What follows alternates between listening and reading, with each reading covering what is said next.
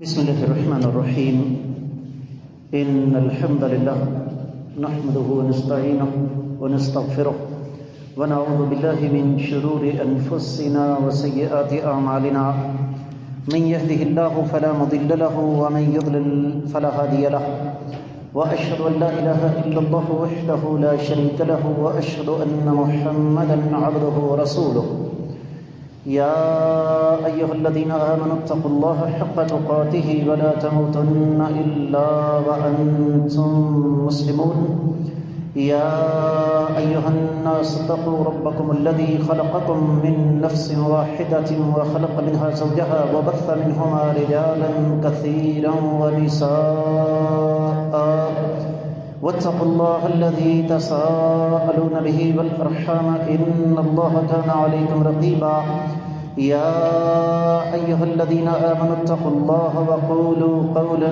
سديدا يصلح لكم أعمالكم ويغفر لكم ذنوبكم ومن يطع الله ورسوله فقد فاز فوزا عظيما أما بعد فإن خير الحديث كتاب الله وخير الهدي هدي محمد صلى الله عليه وسلم وشر الأمور محدثاتها وكل محدثة بدعة وكل بدعة ضلالة وكل ضلالة في النار. قال الله تبارك وتعالى بعد أعوذ بالله السميع العليم من الشيطان الرجيم بسم الله الرحمن الرحيم قاف والقرآن المجيد بل عجبوا أن جاءهم منذر منهم فقال الكافرون هذا شيء عجيب أإذا متنا وكنا ترابا ذلك رجع بعيد قد علمنا ما تنقص الأرض منهم وعندنا كتاب حفيظ بل كذبوا بالحق لما جاءهم فهم في أمر مريج أفلم ينظروا إلى السماء فوقهم كيف بنيناها وزيناها وما لها من فروج والأرض مددناها وألقينا فيها رواسي وأنبتنا فيها من كل زوج بهيج تبصرة وذكرى لكل عبد منيب ونزلنا من السماء ماء مباركا فأنبتنا به جنات وحب الحصيد والنخل باسقات لها طلع نضيد رزقا للعباد وأحيينا به بلدة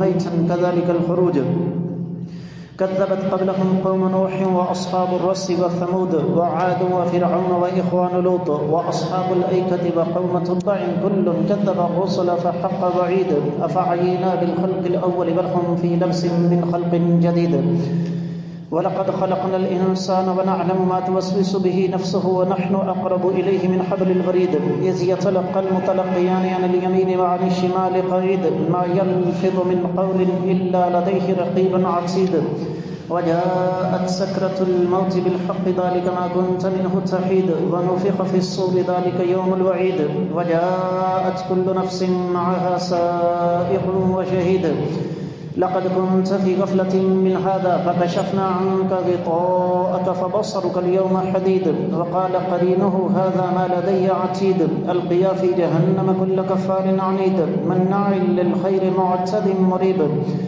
الذي جعل مع الله إلها آخر فألقياه في العذاب الشديد قال قرينه ربنا ما أطغيته ولكن كان في ضلال بعيد قال لا تختصموا لدي وقد قدمت إليكم بالوعيد ما يبدل القول لدي وما أنا بظلام للعبيد يوم نقول لجهنم هل امتلأت وتقول هل من مزيد وأزلفت الجنة للمتقين غير بعيد هذا ما توعدون لكل أواب حفيظ من خشي الرحمن بالغيب وجاء بقلب منيب ادخلوها بسلام ذلك يوم الخلود لهم ما يشاءون فيها ولدينا مزيد وكم أهلكنا قبلهم من قرن هم أشد منهم بطشا فنقبوا في البلاد هل من محيص إن في ذلك لذكرى لمن كان له قلب أو ألقى السمع وهو شهيد ولقد خلقنا السماوات والأرض وما بينهما في 6 أيام وما مسنا من لغوب فاصبر على ما يقولون وسبح بحمد ربك قبل طلوع الشمس وقبل الغروب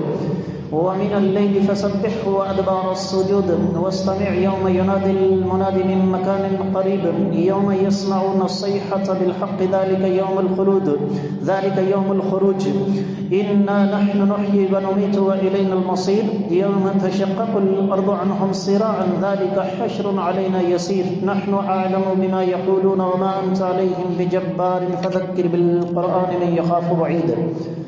معزز خواتین حضرات، میں سب سے پہلے اپنے آپ کو اور اس کے بعد آپ سب لوگوں کو اللہ ملک العلم رب الجلال والاکرام سے ڈرنے کی تلقین کرتا ہوں. اور جو انسان اللہ ملک العلم رب الجلال والاکرام سے ڈر جاتا ہے، رب کائنات جو انعامات اسے عطا فرماتے ہیں ان میں سے ایک یہ بھی ہے کہ اللہ تعالیٰ ایسے انسان کو صاحب بصیرت بنا دیتے ہیں.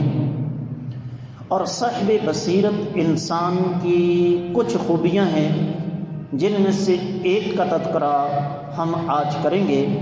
رب کائنات کی توفیق اور اس ذات بابرکات کا فضل و کرم، آج 3 شعبان 1448 ہجری، دوسری طرف 23 جنوری 2026 عیسوی ہے، اور ہمارا آج کا موضوع آلودگی کی اقسام اور ان کی روک تھام کے لیے ربانی اقدامات.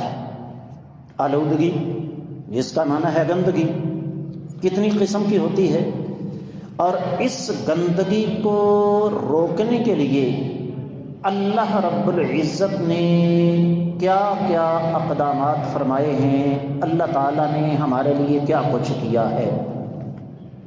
یقیناً بعض احباب کے ذہنوں میں یہ بات ہوگی کہ اس موضوع کا منبر رسول کے ساتھ کیا تعلق ہے. اصل بات کچھ اور ہے، اور وہ یہ کہ ہماری اکثریت کو اس بات کا علم ہی نہیں کہ منبر رسول کے تقاضے کیا ہیں اور مساجد بنیادی طور پر اللہ تعالیٰ نے ہمیں عطا کس لیے کی ہیں.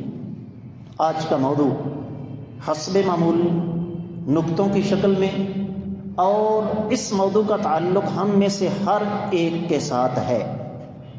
جب ہم آلودگی کا لفظ استعمال کرتے ہیں تو ہمارے ذہن میں یہی ہے کہ فضا کے اندر موجود جو گندگی ہے اسے آلودگی کہتے ہیں. یاد رکھیے، یہ ایک ظاہری آلودگی ہے. شریعت اسلامیہ کا مزاج یہ ہے کہ شریعت انسان کی ظاہری اور باطنی ہر قسم کی صفائی کرتی ہے. اگر آپ لوگوں کو یاد ہو تو کچھ عرصہ پہلے ہم نے ایک جمعے کا خطبہ دیا تھا، صفائی نصف ایمان ہے. اور میں نے آپ کو اس وقت یہ بتایا تھا کہ یہاں پر صفائی سے مراد کیا ہے؟ ظاہری اور باطنی ہر قسم کی صفائی. قرآن مجید میں رب کائنات نے ارشاد فرمایا، فَاجْتَنِبُوا الرِّجْسَ مِنَ الْأَوْثَانِ، بتوں کی نجاست سے بچو. اس کا مطلب کیا ہوا کہ انسانی زندگی میں سب سے بڑی آلودگی شرک کی ہے. اس کا ایک اور ثبوت سورہ توبہ 10واں پارہ، رب کائنات ارشاد فرماتے ہیں، یا ایھا الذین آمنوا انما المشرکون نجس، اے ایمان والو مشرک پلید ہیں، نجس ہیں. اب مشرک نجس ہیں کس وجہ سے؟ کیا ان کے جسم پر گندگی لگی ہوئی ہے؟ نہیں، ان کی نجاست ظاہری نہیں باطنی ہے. تو میرے اللہ نے انسان کی باطنی نجاست کو ختم کرنے کے لیے مجھے اور آپ سب کو شرک سے بچنے کا حکم دیا۔ فرمایا ان اللہ لا یغفر ان یشرک بہ ویغفر ما دون ذلک لمن یشاء۔ اس کا سادہ الفاظ میں اگر ترجمہ کیا جائے تو یوں بنتا ہے کہ رب کائنات تمہارے اندر کی نجاست کو کبھی بھی معاف نہیں کریں گے جو شرک کی شکل میں ہے، باقی جتنے بھی گناہ ہوں گے اللہ تعالیٰ چاہیں تو معاف فرما دیں گے۔ پھر یاد رکھیے جب انسان گناہ کے راستے پر چلتا ہے تو وہ ایک گناہ نہیں کرتا، ایک گناہ کرنے کے بعد اس کے لیے دوسرا گناہ کرنا آسان ہو جاتا ہے۔ توحید اور رسالت یہ عقیدے کی دو عمارتیں ہیں، ان دونوں میں سے کسی ایک کو چھوڑیں گے بیڑا غرق ہو جائے گا۔ میرا آپ کا مرزائیوں کے ساتھ اختلاف کیا ہے؟ مجھ سے لوگ سوال کرتے ہیں استاد جی مرزائیوں کے ساتھ لین دین کیسا ہے؟ ہم عیسائیوں کے ساتھ بھی تو کاروبار کرتے ہیں نا، یہودیوں کے ساتھ بھی ہمارا بزنس چلتا ہے، چائنیز کے ساتھ بھی چلتا ہے، مرزائیوں کے ساتھ کاروبار کرنا کیسا ہے؟ میں کہتا ہوں یہ ظالم ہندوؤں کی بجائے ہندوؤں کے مقابلے میں، عیسائیوں کے مقابلے میں، یہودیوں کے مقابلے میں، دنیا کے ہر کافر کے مقابلے میں زیادہ خطرناک ہیں، کیونکہ یہ مرتد پلید ہیں۔ کس وجہ سے؟ اس لیے کہ انہوں نے عقیدے کے دوسرے ستون عقیدہ رسالت پر ڈاکہ ڈالا ہے۔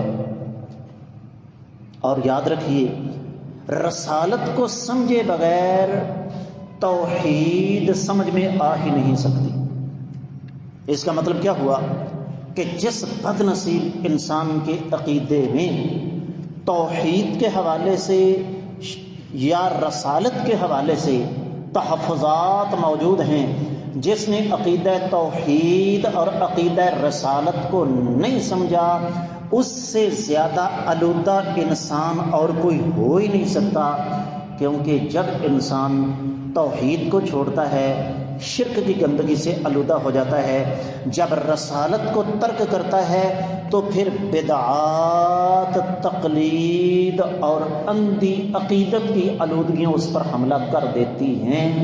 میرے اللہ نے عقیدہ رسالت کو واضح کرنے کے لیے قرآن کا ایک طویل سلسلہ نازل فرمایا۔ ایک آیت مبارکہ سورۃ النساء کی آپ کے سامنے رکھ کر آگے چلوں گا۔ فرمایا وَمَن يُشَاقِقِ الرَّسُولَ مِن بَعْدِ مَا تَبَيَّنَ لَهُ الْهُدَىٰ وَيَتَّبِعْ غَيْرَ سَبِيلِ الْمُؤْمِنِينَ نُوَلِّهِ مَا تَوَلَّىٰ وَنُصْلِهِ جَهَنَّمَ وَسَاءَتْ مَصِيرًا۔ جو بد نصیب انسان صحیح راستہ واضح ہو جانے کے بعد آقا علیہ الصلوۃ والسلام کی نافرمانی کرے، اہل ایمان کے راستے کو چھوڑ دے، وہ جس طرف جانا چاہتا ہے ہم اسے جانے دیتے ہیں، اس کا ٹھکانہ جہنم ہے اور جہنم بدترین ٹھکانہ ہے۔ تو آلودگی سے مراد اکیلی آپ سحری پولوشن مت لیجئے کہ فضا آلودہ ہے، بدترین آلودگی عقیدے کی ہے، جس کے نتیجے میں شرک، جس کے نتیجے میں تقلید، جس کے نتیجے میں بدعات، جس کے نتیجے میں اندھی عقیدت اور جس کے نتیجے میں جمود جیسی بیماریاں پیدا ہوتی ہیں۔ اس انسان سے بڑا بد نصیب کوئی ہو سکتا ہے جس کے سامنے آپ قرآن کی آیت مبارکہ پڑھیں، جس کے سامنے آقا علیہ الصلوۃ والسلام کی حدیث مبارکہ پڑھیں اور وہ کہے کہ میں ان دونوں کو نہیں مانتا کیونکہ میں فلاں مسلک کا ماننے والا ہوں۔ قیامت والے دن مسلک کام نہیں آئیں گے، فرقے کام نہیں آئیں گے، امام، پیر، بزرگ، مولوی کام نہیں آئیں گے۔ قیامت والے دن جنت کا دروازہ کھلے گا تو محمد رسول اللہ صلی اللہ علیہ وسلم کے اشارے پر۔ تو یہ جو اندرونی آلودگی ہے اسے روکنے کے لیے میرے اللہ رب العزت نے، رب کائنات نے ہمیں آج سے 1500 سال پہلے وہ تعلیمات عطا فرمائیں جن کا توڑ نہ آج تک کسی کے پاس ہے نہ قیامت تک ہوگا۔ اس کے بعد آ جائیے دوسری طرف، ظاہری آلودگی کی طرف۔ حدیث مبارکہ ہے، نبی کریم صلی اللہ علیہ وآلہ وسلم کا فرمان، الطہور شطر الایمان، صفائی ایمان کا حصہ ہے۔ لمبی بات نہیں، چیلنج ہے، انسانی تاریخ کا کوئی اور مذہب اسلام کے علاوہ دکھا دیجئے جس نے صفائی کو ایمان کا حصہ قرار دیا ہو۔ اسی کا ایک تسلسل قرآن کہتا ہے، انما یعمر مساجد اللہ من آمن باللہ والیوم الآخر۔ اللہ نے مساجد کی تعمیر، ان کی صفائی، ان کی ستھرائی کو باقاعدہ ایمان کا حصہ قرار دیا۔ معروف واقعہ ہے، حدیث مبارکہ میں موجود، ایک ان پڑھ جاہل آدمی تھا، اس کو پتہ نہیں تھا کسی بات کا، مسجد میں آیا، ایک کونے میں پیشاب کرنے لگا۔ صحابہ کرام سے منع کرنے کے لیے دوڑے، نبی علیہ السلام نے روک دیا۔ جب وہ فارغ ہو گیا اسے بلایا، بڑے پیار کے ساتھ یہ سمجھایا کہ میرے بھائی یہ مساجد ان کاموں کے لیے نہیں ہیں۔ اور اس کے بعد جو اگلی بات سمجھانا چاہتا ہوں وہ کیا ہے، نبی علیہ الصلوۃ والسلام چاہتے صحابہ کرام کو حکم دے سکتے تھے، لیکن آقا علیہ السلام نے دستے مبارک سے باقاعدہ پانی کا ڈول منگوایا اور اس جگہ پر بہا کر مجھے اور آپ کو یہ بتا دیا کہ مساجد کی صفائی ستھرائی کرنا یہ قسمت والوں کو ملتا ہے، یہ قسمت والوں کا نصیب ہے، یہ بہت بڑے اعزاز کی بات ہے۔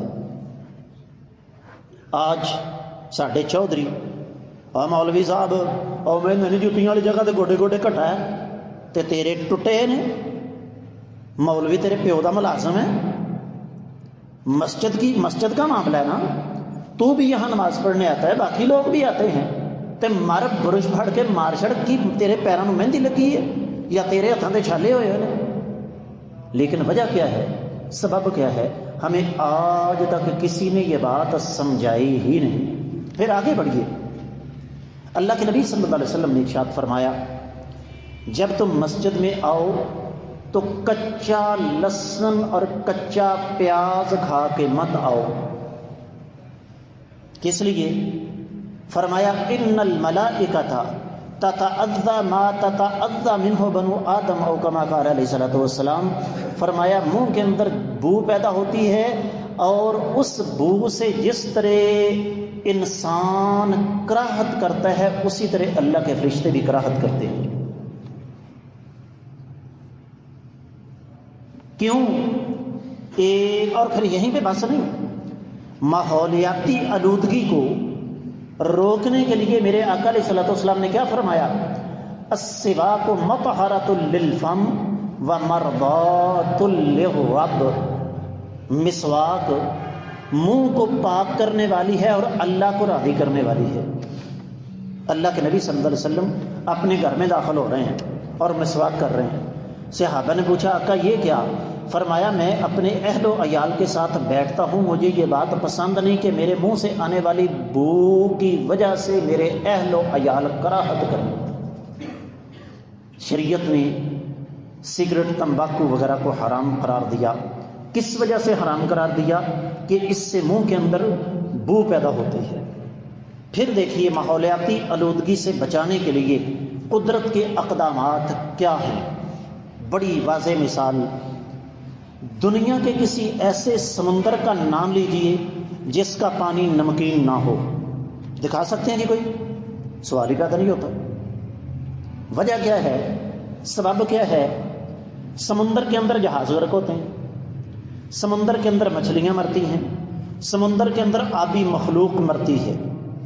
نمکین پانی کی یہ خوبی ہے کہ یہ بہت جلد ہر چیز کو گلا کے ختم کر دیتا ہے اور اس کے اندر بو نہیں پیدا ہونے دیتا۔ اگر سمندر کا پانی نمکین نہ ہوتا، اللہ کی قسم اٹھا کے کہتا ہوں، ہم یہاں 1500 سے زیادہ کلومیٹر کے فاصلے پر کراچی سے دور بیٹھے ہوئے ہیں، یہاں پر بیٹھے ہوئے بو کی وجہ سے ہمارے لیے زندگی محال ہو جاتی۔ اور سنیے، کسی کو اس بات کا علم ہے کہ جتنے جانور حرام مرتے ہیں، کتے ہیں، بلیاں ہیں، شیر ہیں، گیدڑ ہیں، بھیڑیے ہیں، لومڑیاں ہیں، گلیریاں ہیں، جتنے بھی حرام جانور ہیں، یہاں تک کہ کوے، گدھ، چیلیں، کسی کو اس بات کا علم ہے کہ ان میں سے 1% سے بھی کم ایسے ہیں جو ہماری آنکھوں کے سامنے مرتے ہیں؟ سڑک کے کنارے کتا جا رہا تھا، گاڑی کے آگے آ گیا، گاڑی لگی، مر گیا، باقی کہاں جاتے ہیں؟ حالانکہ ظاہر بات ہے یہ حرام جانور ہے، ان کو کھاتا تو کوئی نہیں نا، کم سے کم پاکستان کے حد تک مسلمانوں کے ملک میں۔ میرے اللہ نے ان کی فطرت کے اندر یہ چیز پیدا کر دی ہے۔ دیکھیے میرے اللہ کی شان کریمی، دیکھیے میرے اللہ کی رحمت، میرے اللہ نے میری اور آپ کے ماحول کی حفاظت کے لیے ان کے اندر شعور ایسا رکھ دیا ہے کہ یہ اپنی موت سے تھوڑی دیر پہلے دور کسی ایسی جگہ چلے جاتے ہیں جہاں انسان کی رسائی نہ ہو، کیونکہ ان کو دفن کرنے والا تو کوئی ہے نہیں۔ جب یہ مرتے ہیں ان کے جسم سے اٹھنے والی بو انسان کو تنگ نہ کرے۔ اور سنیے، نبی کریم صلی اللہ علیہ وآلہ وسلم کے بارے میں حدیث مبارکہ میں آتا ہے، آقا علیہ الصلوۃ والسلام جب قضائے حاجت کے لیے جاتے، ظاہر بات ہے اس دور میں آج کی طرح فلش سسٹم نہیں تھا، تو حدیث مبارکہ میں آتا ہے نبی کریم صلی اللہ علیہ وآلہ وسلم اتنی دور چلے جاتے کہ لوگوں کی نگاہوں سے اوجھل ہو جاتے۔ اب یہ علیحدہ مسئلہ ہے، لوگوں نے عقیدت میں اندھے ہو کر پتہ نہیں کیا کچھ کہہ دیا، میں اس طرف نہیں جانا چاہتا۔ اور ظاہر بات ہے نبی کریم صلی اللہ علیہ وآلہ وسلم کی مبارک زندگی ساری انسانیت کے لیے نمونہ ہے۔ ہمیں بھی اس بات کا سبق ملتا ہے کہ ہم نے اگر قضائے حاجت کے لیے جانا ہے تو انسان کی دسترس سے دور چلے جائیں تاکہ انسان کے جسم سے خارج ہونے والے فضلے کی بو سے انسان کو تکلیف نہ ہو۔ جمعے کا دن ہے، میرے آقا علیہ الصلوۃ والسلام نے جمعے والے دن خصوصی طور پر غسل کرنے کا حکم دیا، اور یہاں تک ارشاد فرمایا، 2 حدیثیں ذہن میں رکھیے۔ پہلی حدیث، آقا علیہ الصلوۃ والسلام نے جمعے والے دن خاص طور پر خوشبو استعمال کرنے کا حکم دیا۔ کس لیے؟ کہ جمعہ ایک اجتماعی عبادت ہے، وہاں پر مسلمان اکٹھے ہوتے ہیں۔ یہ نہ ہو کہ ہم کسی کے پاس بیٹھیں تو ہمارے جسم سے آنے والی ناگوار بو اسے تنگ کرے۔ اور پھر اللہ کے رسول صلی اللہ علیہ وآلہ وسلم نے یہاں تک ارشاد فرمایا کہ جو انسان ایک لباس کو صرف جمعے کے لیے خاص کر دیتا ہے، اللہ تعالیٰ اسے خاص اجر عطا فرماتے ہیں۔ ساڑیاں تے ٹوٹیاں تے بہ کے گلاں نہیں ختم ہوندیاں، تے جے گلاں ختم ہون تے جناب سنگ چنگلیاں مار مار کے تے جس طرح پورے ہفتے دی گندگی کو دے نہیں کڈنی، اس کے بعد پھر ماشاء اللہ تبارک اللہ ناک صاف کرنے کی آواز۔ وہ ایک آدمی نے لکھا نا، کہتا میں ایک ہوٹل میں کھانا کھانا چلا گیا، میری قسمت خراب کہ میرا میز بیسن کے بالکل ساتھ تھا۔ بات تہذیبی صرف انسان کی زبان سے نہیں ہوتی کہ بندہ کسی کو گالی دے تو یہ بد تہذیبی ہے، انسان کی عادات سے بھی بد تہذیبی کا اظہار ہوتا ہے۔ اب کہتے ہیں کہ صاحب آئے، انہوں نے سب سے پہلے ہاتھ دھوئے، چلو کوئی بات نہیں، اس کے بعد وہ کلیاں کرنے لگے، اور کلی بھی نہیں بلکہ غرارے کرنے، پاس بیٹھا بندہ کھانا کھا رہا ہے، منہ میں پانی ڈال کے اوپر منہ کر کے غر غر غر غر غر غر کر رہا ہے۔ کہتا ہے چلو یہ بات بھی قابل برداشت ہے۔ کہتا ہے زیادہ کام اس وقت خراب ہوا جب اس نے اپنے دماغ کا پرنالہ صاف کرنا شروع کر دیا ناک کے راستے۔ کہتا ہے میں نہ رہ سکا، میں نے کہا کہ کاش تجھے کوئی انسان ملا ہوتا جس نے تیری تربیت کی ہوتی، ہمیں کس نے بتایا نہیں۔ اور یقین جانیے حالات اس قسم کے ہیں، ایک آدمی جا رہا ہے نا، اس وقت جوتے شو رومز کے اندر مل رہے ہیں اور دن رات دڑا دڑ فروخت ہو رہے ہیں۔ کبھی آپ نے غور کیا اس کا ایک سبب کیا ہے؟ اس کا ایک سبب ہمارے چلنے کا انداز ہے۔ آج ابھی اور اسی وقت جہاں تک میری آواز جا رہی ہے، ذرا چلتے پھرتے جائزہ لیجئے گا، ہماری اکثریت چلتے ہوئے پاؤں گھسیٹ کر چلتی ہے، اور ہم اس بات کو بھول جاتے ہیں کہ ہمارے پاؤں گھسیٹنے کی آواز سے دوسروں کو کس قدر کراہت ہوتی ہے۔ اب آپ کہیں گے آلودگی کا تعلق آواز کے ساتھ ہے؟ جی بالکل ہے۔ قرآن کہتا ہے ان انکر الاصوات لصوت الحمیر، سب سے ناپسندیدہ آواز گدھے کی ہے۔ اور نبی کریم صلی اللہ علیہ وآلہ وسلم نے باقاعدہ طور پر یہ ارشاد فرمایا جب تم گدھے کی آواز سنو تو کیا پڑھو؟ اعوذ باللہ من الشیطان الرجیم۔ اب دیکھیے، توجہ کیجیے گا ذرا، آلودگی کی بات ہو رہی ہے۔ جنہوں نے، اب تو خیر بہت کم سلسلہ ہو گیا، ایک وقت تھا جب ہر گھر کے اندر مرغے ہوتے تھے۔ مرغ ہماری زبان میں بانگ دیتا ہے اور ایک طرف گدھا ہینگتا ہے۔ آپ کیا سمجھتے ہیں دونوں کی آواز میں فرق ہے یا نہیں؟ ایک کی آواز آپ کو خوشگوار لگے گی، دوسرے کی آواز آپ کو ناخوشگوار لگے گی۔ ہمیں کسی نے یہ بتایا ہی نہیں، اور اس کی بنیاد اور اس کی اساس کیا ہے؟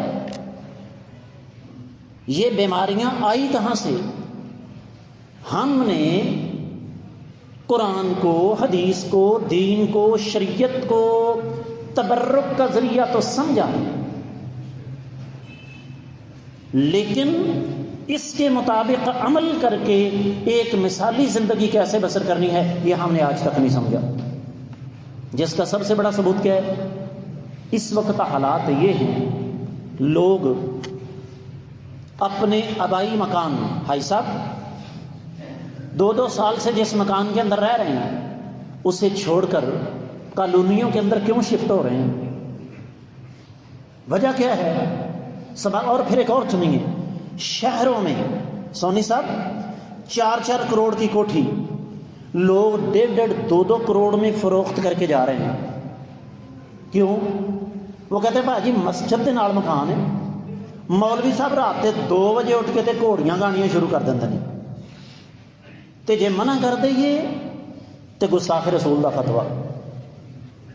یہ میرے سامنے جو مائک ہے یہ اللہ تعالیٰ کا انعام ہے نا، اس کو ہماری پڑھی لکھی زبان میں آلہ جہیر الصوت کہتے ہیں، عربی میں ایسا آلہ جو آواز کو دور تک پہنچائے۔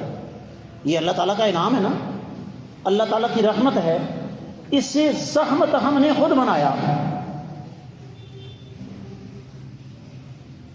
آپ یہاں تک سمجھیے گا بات کو کہ نبی کریم صلی اللہ علیہ وآلہ وسلم نے ہمیں دین کی تبلیغ بھی تسلسل کے ساتھ نہیں، یہاں تک کہ نبی علیہ الصلوۃ والسلام نے بہت لمبی نماز پڑھانے سے بھی منع فرما دیا۔ کس لیے؟ اس لیے کہ یہ دین، یہ شریعت انسانوں کے لیے ہے۔ میرے اللہ نے ہر قسم کی آلودگی سے ہمیں بچانے کے لیے اس آلودگی کا تعلق ہمارے اندر کے ساتھ ہو، جس طرح کی عقیدہ توحید اور عقیدہ رسالت ہے، اس کا تعلق فضائی آلودگی کے ساتھ ہو، اس کا تعلق صوتی آلودگی کے ساتھ ہو، آواز کے ساتھ۔ میرے اللہ نے ہر طریقے سے صفائی کا بندوبست کر دیا۔ یہی وجہ ہے جب بارش آتی تو اللہ کے رسول صلی اللہ علیہ وسلم کیا دعا پڑھتے؟ اللہم صیبا نافعا، اے اللہ اس بارش کو ہمارے لیے رحمت کا باعث بنا دے۔ آئی ہے نا رات بارش، اور اس بارش کے نتیجے میں آپ یہ دیکھیں گے ڈاکٹر صاحب تھوڑا کاروبار مٹھا پہ جانا، اس بارش کے نتیجے میں بہت ساری بیماریاں ختم ہوں گی۔ کیوں؟ فضا کے اندر جو گرد و غبار، جو دھواں اور یہ جو پولوشن ہے، اللہ اس بارش کے ذریعے سے ختم فرما دیتے ہیں۔ ہم کروڑوں روپیہ لگا کے درختوں کی اس انداز سے دھلائی نہیں کر سکتے جس طریقے سے اللہ تعالیٰ کرتے ہیں۔ تو آخری بات عرض کر کے اجازت چاہوں گا، رب کائنات نے ہمیں ہر قسم کی آلودگی سے بچانے کے لیے بے مثال بندوبست کیا۔ ہماری بدقسمتی کہیں کہ ہم نے قدرت کے خلاف جنگ شروع کر رکھی ہے، کیسے اللہ نے توفیق دی۔ انشاءاللہ اس موضوع پر میں آنے والے خطبہ جمعۃ المبارک میں کچھ عرض کرنے کی کوشش کروں گا۔ اللہ تعالیٰ کی بارگاہ میں دعا ہے رب کائنات ہمیں شریعت کے مطابق اپنی زندگی بسر کرنے کی توفیق عطا فرمائے۔ جو کچھ عرض کی اس میں کبیت ہے تو اللہ کی طرف سے ہے، کوئی خامی ہے تو میرے اور شیطان کی طرف سے ہے۔ اللہ تعالیٰ ہماری کمیوں قدیوں کو معاف فرمائے۔ اقول قولی ھذا وآخر دعوانا ان الحمد للہ رب العالمین۔